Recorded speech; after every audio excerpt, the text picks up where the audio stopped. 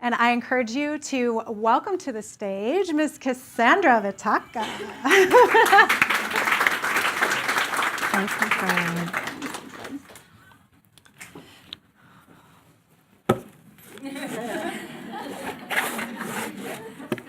It's a book. It's my book. All right. That's not my slide. Someone changed my slide. What's the next one? What's the next one? We're not doing that. I'm a visual person. I like visuals. So you get no slides. You can turn. We have a plan, right? I had a plan to bring you slides because we think in visuals. So I will try and paint the picture of the visuals as I speak, which my words do match the visuals, so we'll be okay. Along those lines, we have a plan. All of us do. We start out thinking, I'm assuming in this room, most of you had the career plan in mind, right? I'm going to go to college and get these fancy degrees, and then I'm going to get that corner office, and in my generation, we say our own secretary. I think we say our own administrative assistant now, right? I'm going to have my own assistant, right? If you're a woman, that's going to be a male. It's going to be a male assistant, right? I'm going to be sought after for my expertise. People are going to fly me around in the corporate jet because they want to know what I know, right? This is the plan.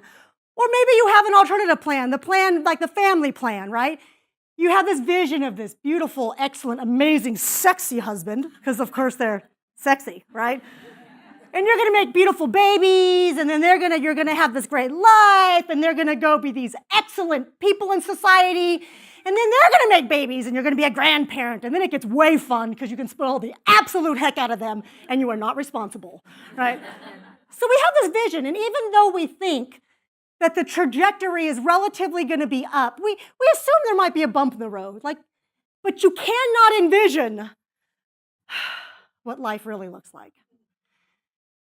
Because it doesn't go that way. Maybe that fiance cheats on you. You got the ring on, you got the dress bought, and you find out not only has he cheated on you, but it's with your best friend. And you're like, oh. Double betrayal, right? Maybe that baby that you kept trying to have, you just can't have it. You just are not, you can't make those babies. That job that you know you are positioned for. You've done the work. You're excellent. You have everything in your resume that says you're perfect for it. And that, forgive my language, idiot next to you who doesn't work as hard, always has an excuse for not being at work, gets promoted. How does that happen? Why does life not go the way you want it to go? Because it doesn't, and some of the bumps in the road are even more painful. You get laid off, which hurts, or you get fired.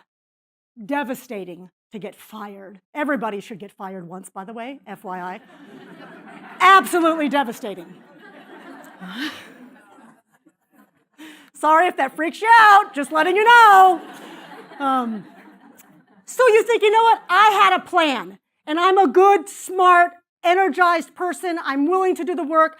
I know that the people who have the greatest success, the people who have the highest wealth, health, the people who have the highest happiness in life. The Happiness Formula is a research book. I'm a researcher. People who have the highest level of health, wealth, success, and happiness have annual written plans. You think 1,500 words a minute, folks, you cannot keep it in your head. You will forget it. People who have the highest health, wealth, success, and happiness, people who in all areas of their life have a clear written plan. So you think, okay, I can do this. I can learn how to write this plan. I'm going to do it. I'm going to write this plan. I'm going to look at all the areas of my life, my finances, my career, my social structures, my educational structures, my friendships, my spirituality. I'm going to look at all those areas, and I'm going to make a plan. In fact, people who have the highest health, wealth, success, and happiness not only have an annual written plan, they find advisors, trusted experts in a field and say, you know a ton about the career field I want to be in. Would you mentor me through? You know a ton about money and finances. Would you mentor me through that? So they find the people who are experts in their field, and they have people hold them accountable.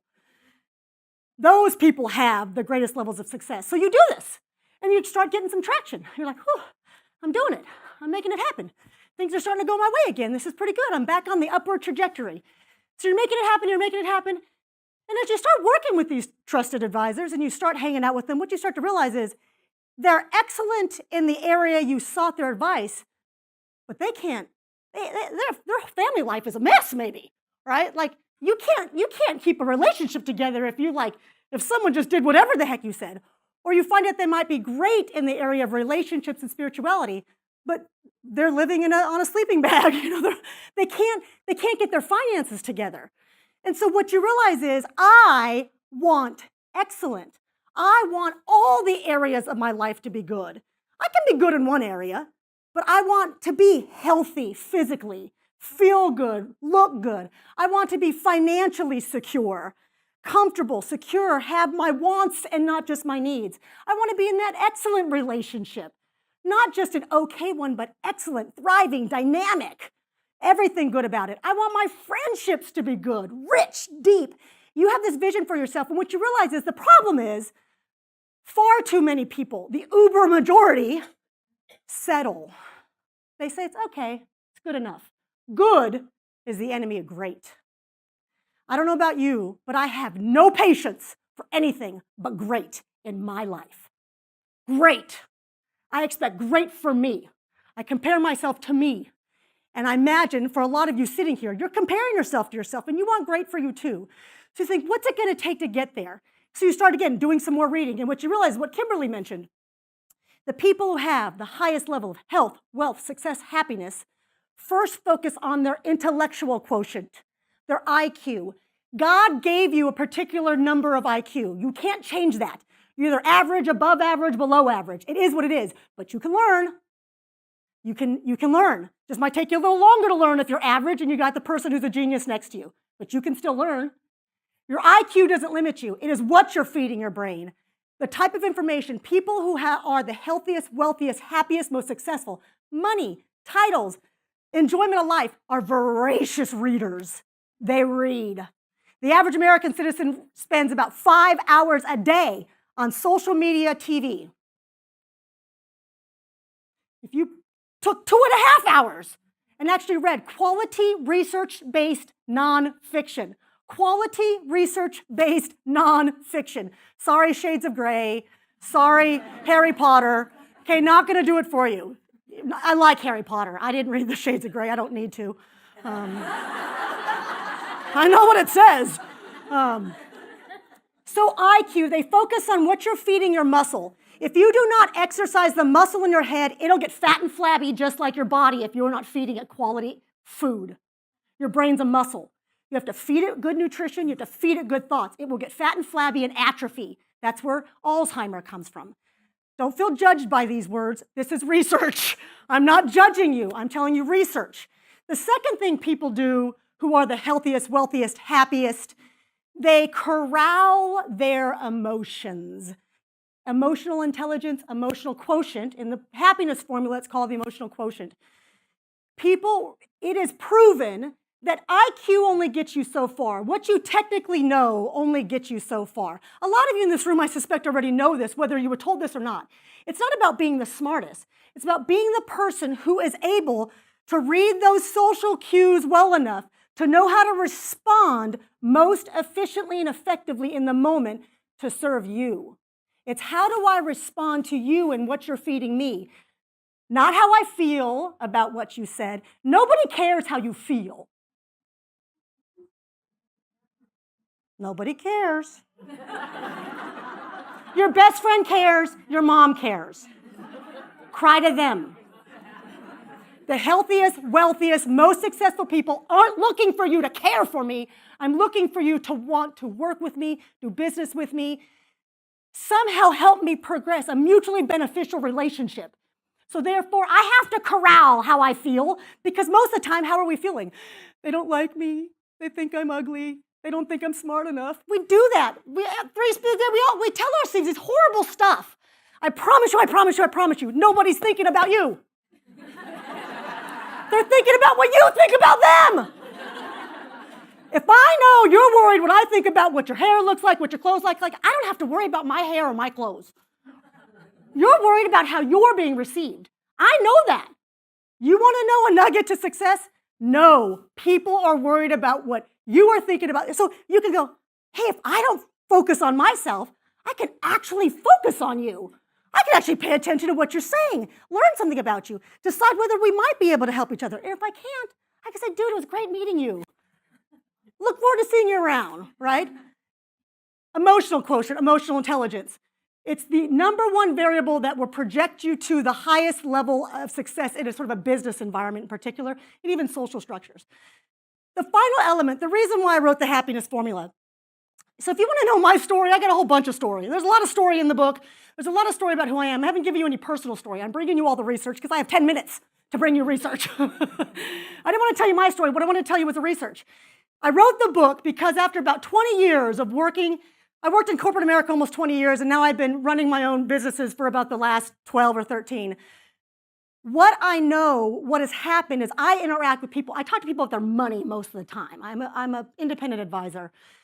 When you talk to people about their money, you're talking to them about their hopes and their dreams and their fears. And in that process, and then in corporate America, I was a leadership development expert. And so what happened is I realized over those years, the biggest problem for most of us is, so we have this plan, right? We're working on our intellectual quotient. We're working on what we know. We're working on our behaviors and how we communicate. We recognize that life is better when I respond rather than when I react, right? When I respond appropriately, sometimes that means say nothing. So we're learning all this stuff, but at some point, and this is my story, at some point and I was doing great. Life is getting phenomenal. Every area of my life is getting outrageously, abundantly great. I reached a point I realized this is it. I mean, can we have more money? Sure, I guess, whatever. I gotta know, I'm good.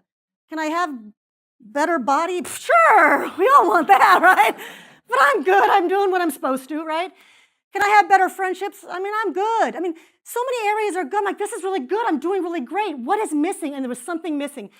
What I found over time for me and for a lot of people, we have existed in the United States of America, which has absolutely separated so much the reality of church and state.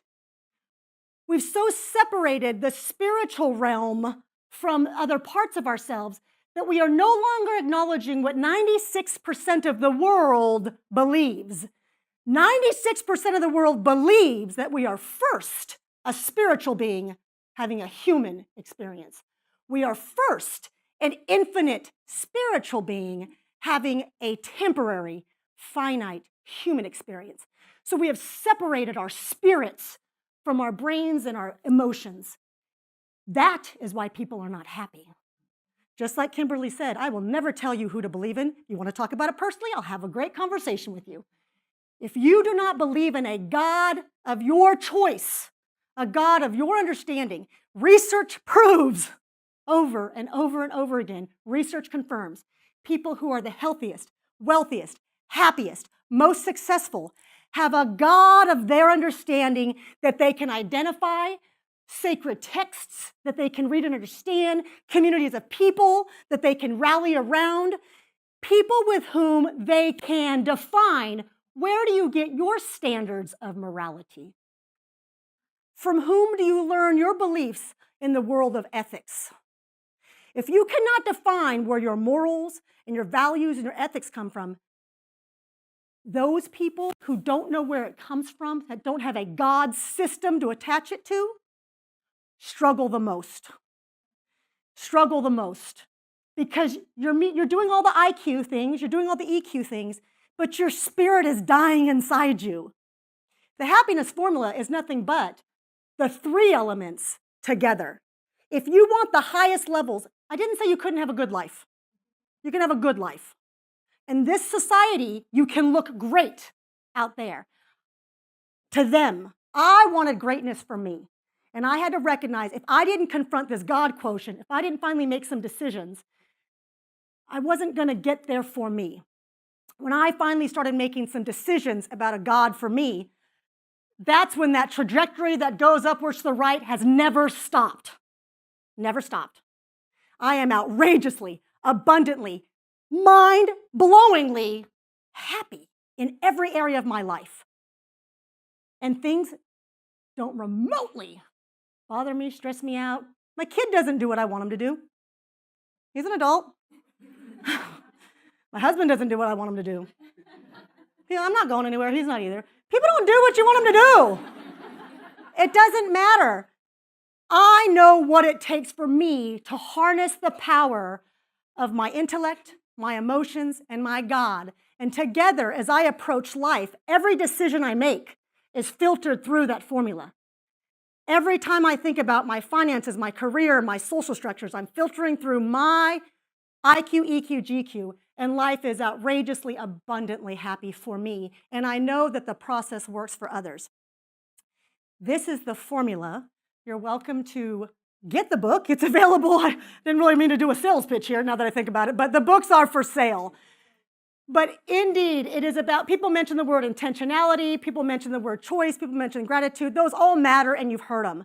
I'm an academic, I'm a researcher. I needed to put things in kind of a linear sort of fashion, and that's where the formula came from. We're saying, look, folks, you can make any decision in any area of your life according to the formula, and honestly, those areas will get better for you, and your trajectory will start being upwards towards the right. So, thank you.